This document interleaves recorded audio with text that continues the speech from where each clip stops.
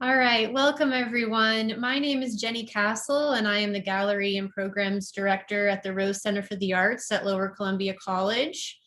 Welcome to Painting with Expression with Jolyn Fry. Jolyn Fry is an artist and educator living in Portland, Oregon. She is featured in the Forsberg Art Gallery show Ending Stasis, which is available to view now at rosecenterarts.com and on Lower Columbia College's YouTube channel. Jolyn, thank you for coming to talk with us today. Hi, thanks everybody for being here. I guess what's going to happen right now is I'll start with a bit about my background and how I actually arrived in this place somewhat accidentally. And I just want to say from the start, like the show Ending Stasis is, the proposal was put together by a young woman named Alex, who's also in the show. And the intention really was to create more awareness around mental health and how you can use the practice of art to support your own mental health. The work that I'm going to be talking about today, I really arrived at working with and creating through my own process of healing from trauma. So it's a touchy subject and I'm emotional about it. And I would like to get through this fairly short talk without bringing up any of my own trauma or traumatizing anybody else in the audience. So I won't be going into details about my sexual assault, and I'm going to really try to tread lightly in those areas. But it is important to mention, one, because as a survivor, you want to hide what happens. And one of the most useful, sorry, I'm emotional right out the gate. I kind of felt this last night that it might come up. And usually what happens is this rises to the surface and then it helps me to be a little more eloquent as I go on. So I just have to allow it in the moment. But what I want to say is that the processing and the sharing of this has really been useful for me in coming into myself and finding my strength as a person and really being able to sort of transcend what happened to me and have a life that's not completely like pushed down and hurt from what happened when I was very small and not able to control like what was going on around me. And so I'm very grateful to the therapists I worked with in the past, body workers that helped me process, and to art teachers in the art school I went to when I was in my early 20s. So I grew up in Pennsylvania on a tobacco farm in a rural area that was very religious near the Susquehanna River.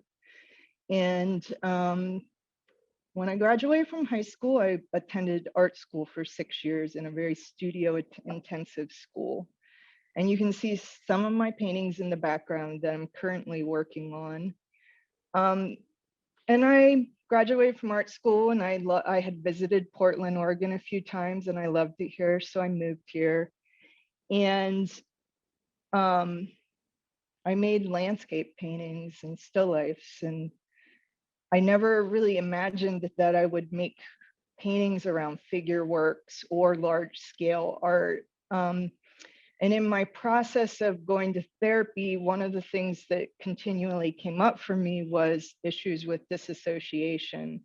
And so as I talk to you about this, I'm going to start screen sharing some work that I was working in. I started these large scale paintings in 2003. So let's just share my website. This is actually a little bit of a newer piece.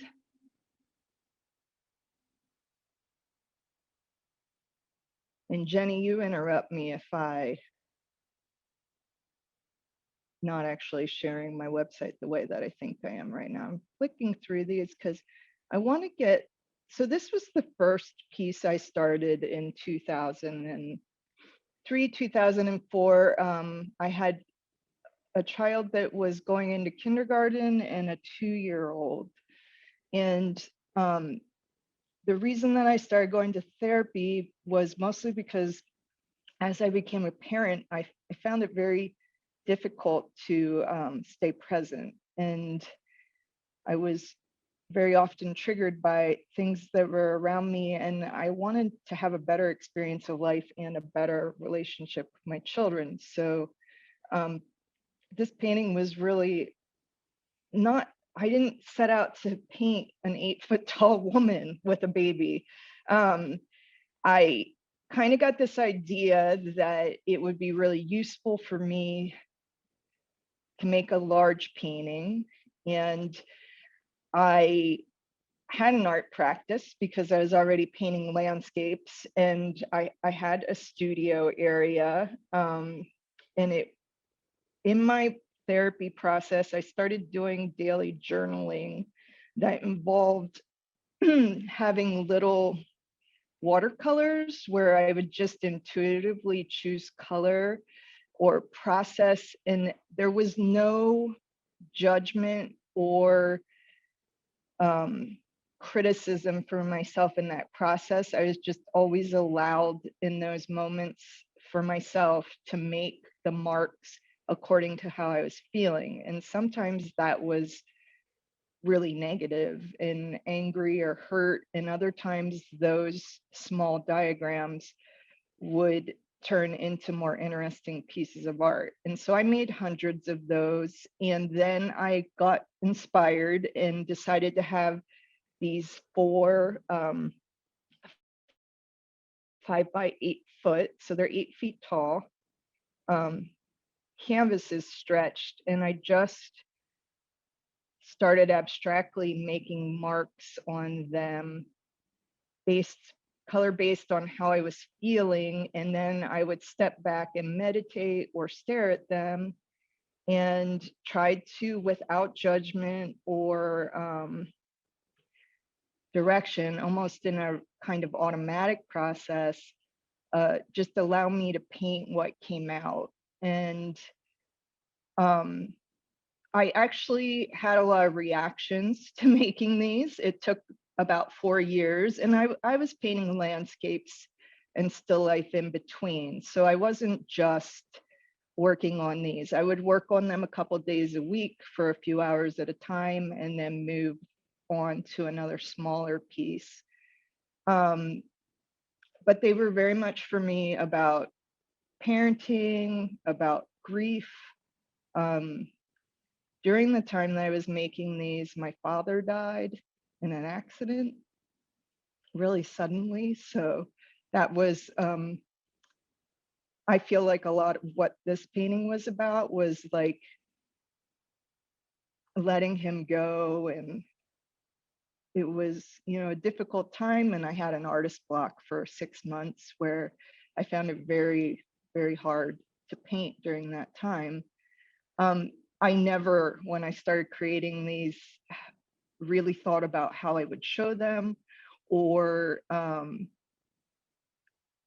what the proximity to like a body of work or a career would be around that. They were really a personal journey for me in trying to understand what I was feeling in my body and what I would do because of the problem with disassociation and PTSD and leaving my body when I got stressed out is that I would try to, in that day, at least stay connected to my body or my pelvis while I was painting the painting.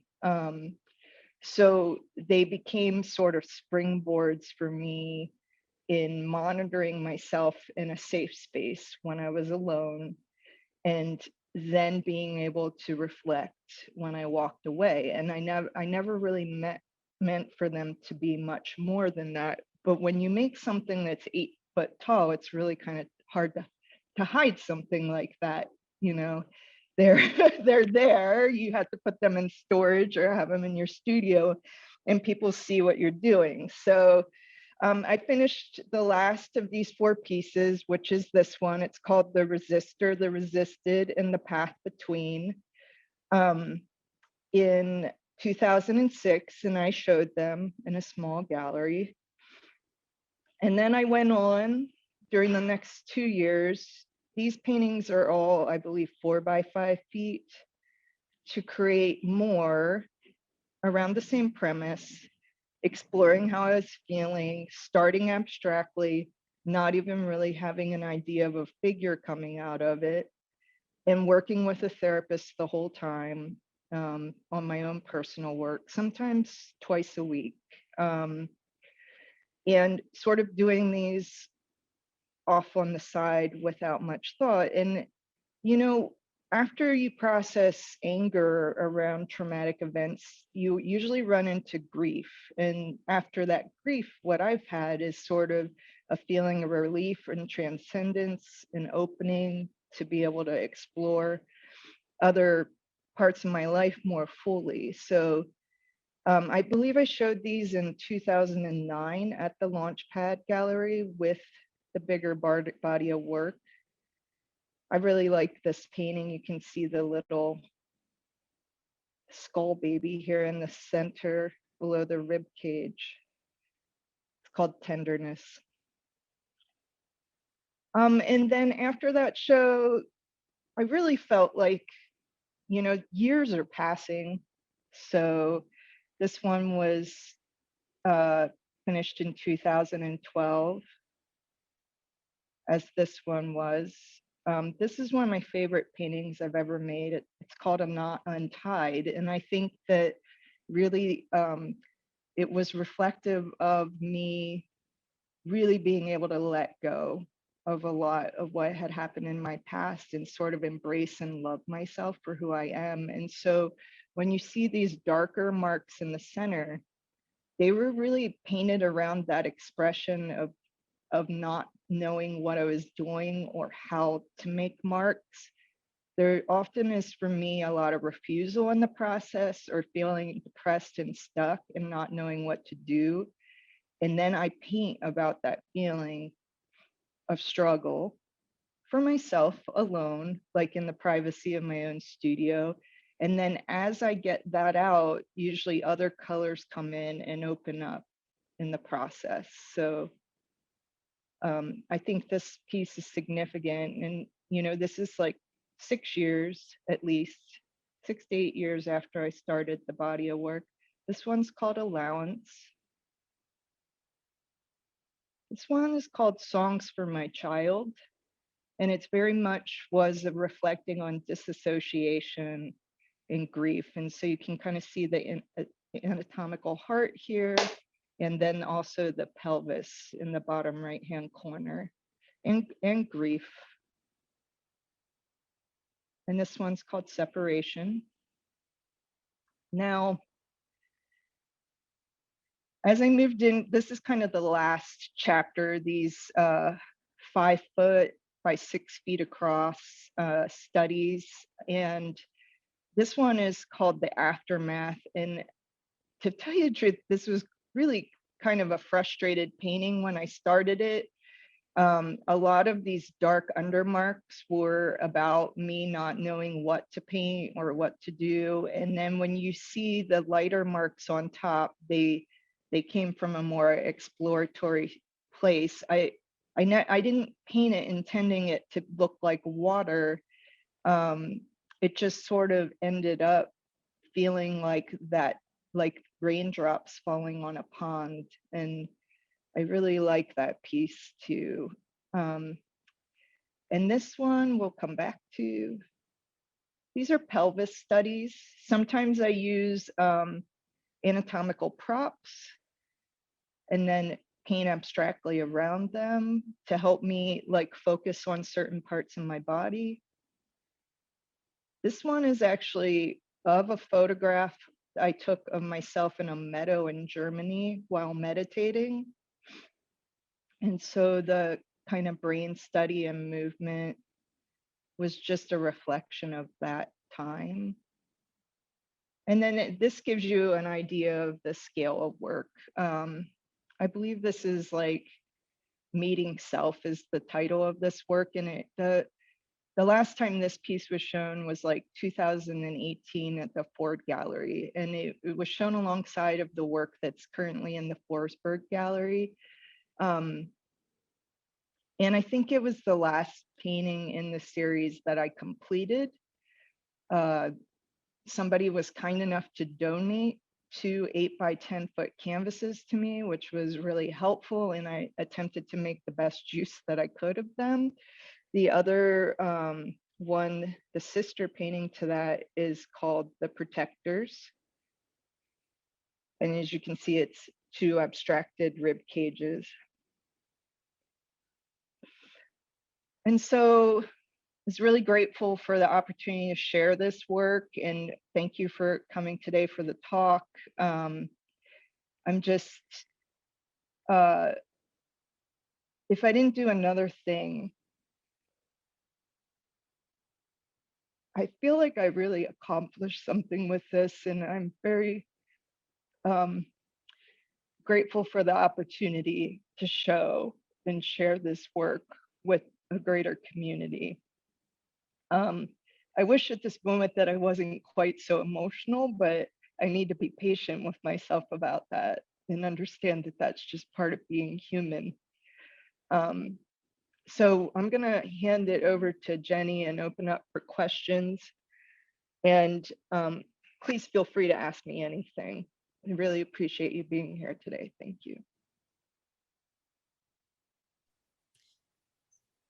Thank you, Jolyn. As I mentioned before, there is a Q&A at the bottom of your screen. You're welcome to type questions in there and Jolyn will see them. Or you can raise your hand if you just want to make a comment or ask a question live.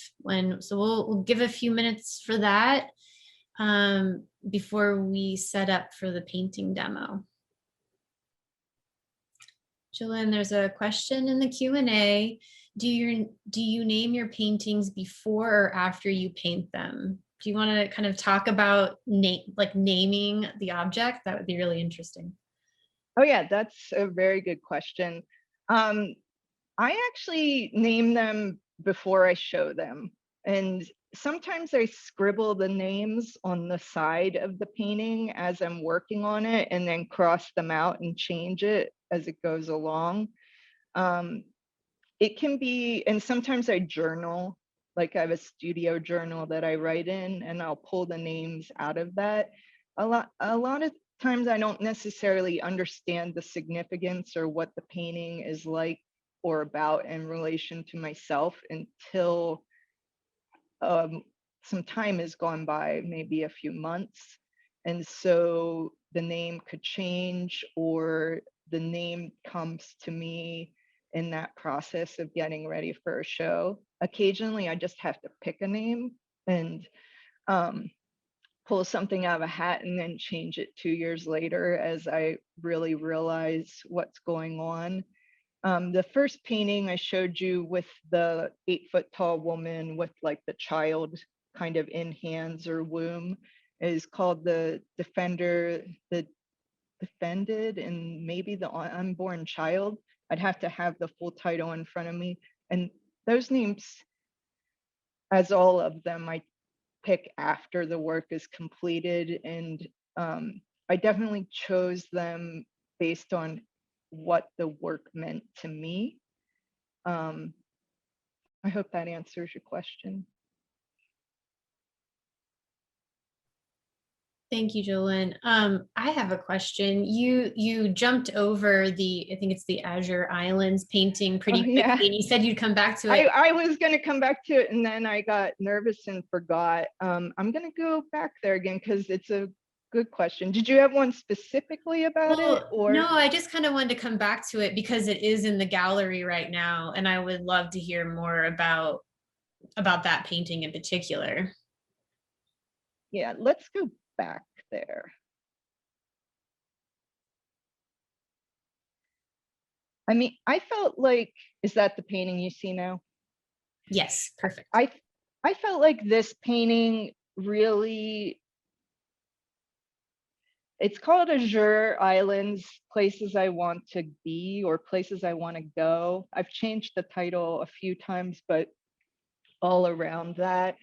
And it really feels like a painting about healing and growth to me, and sort of the like finality or the premise of what everything was building up to that I couldn't see as I went along, because I'm doing this automatic process and I'm kind of painting blindly and trying to figure out who I am and how I've been affected and how I'm coming into myself. And so this is really a painting for me about peace and finding like a calm and meditation, but also in travel and exploring and being curious about the world.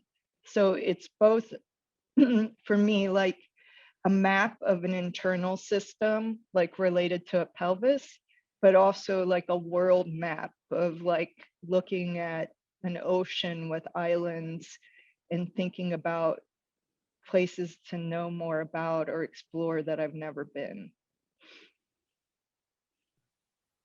Thank you. I've been looking at this painting every day. I'm in my office for the past, several weeks, and I really wanted to hear some thoughts about it. We have another question in the Q&A. The question is, do you work on your series all at once with an idea, or you discover the series afterward? I mean, you said that you worked on this over a long time. At some point, did you see that a series or a body of work was happening, and did you push forward at that point? So with the first 4 paintings of the 8-foot tall women, I didn't have any idea what I was doing or opening up, and I couldn't have predicted that. But then they became kind of a foothold for everything else. And so then it was almost like I started writing a book and I didn't know how the story was going to go. So when you look at the work and you see the different size frames, like these are all 8 feet tall, these are all 4 feet by 5 feet. Like this is a segment or a body of work that I made over a 2 or 3 year period. And that thematically they're the same, whereas this one represents a transition into a newer body of work. And so what happens is, for example, with this grouping, I knew that I wanted to make more and it would be relatable to the series, but I didn't really know whether they would be, what they would look like. I did have a sense that these pieces in relationship to the bigger 8-foot tall women, that I wanted these to be a little more like a magnifying glass.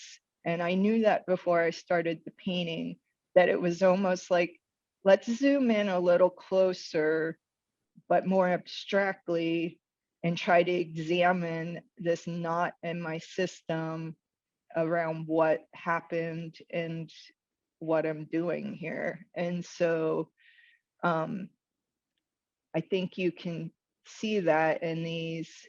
And then what I do is I order a carpenter, like I make a purchase order and I have a certain amount of canvases made and they take me as long as they take. And then that segment's complete.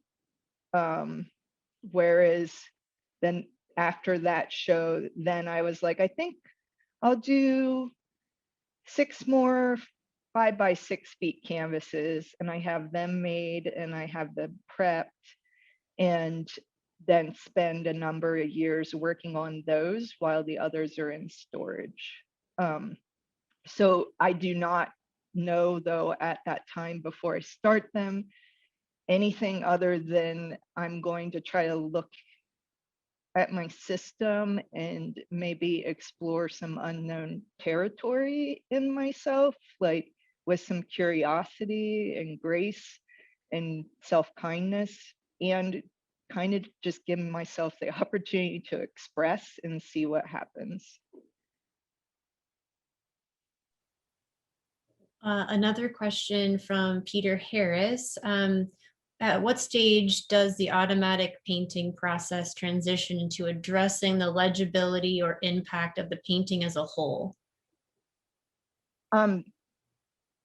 It sometimes depends. Sometimes they go really fast, and one piece like this piece might influence what the next piece looks like. And other times the legibility comes out more towards the end. Like, for example,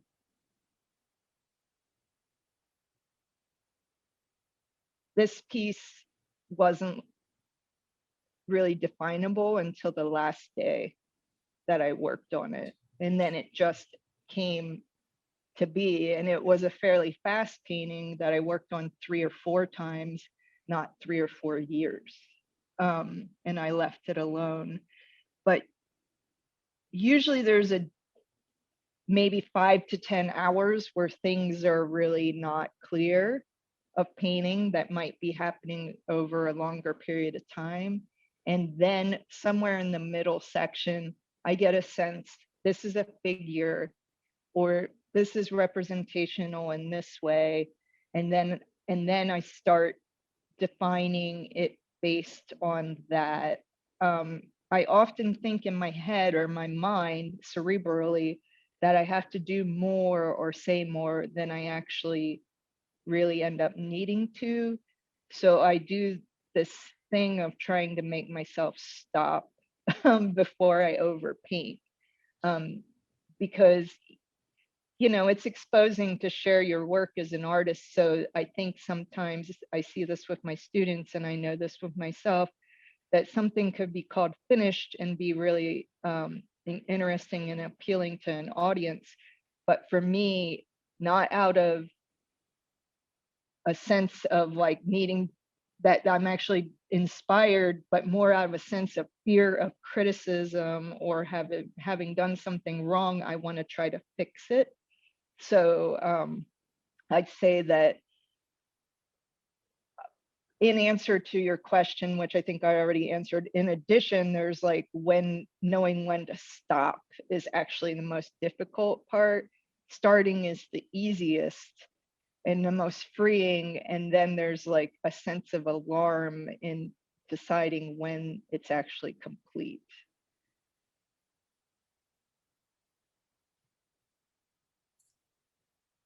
Those are all the questions we have at this moment that have popped up anyway. We do have a art demo planned for the second half of this webinar, but I encourage you, if any questions come to mind as you sit with this talk, feel free to type them in the chat, and then at the end of the demo, maybe we can address them.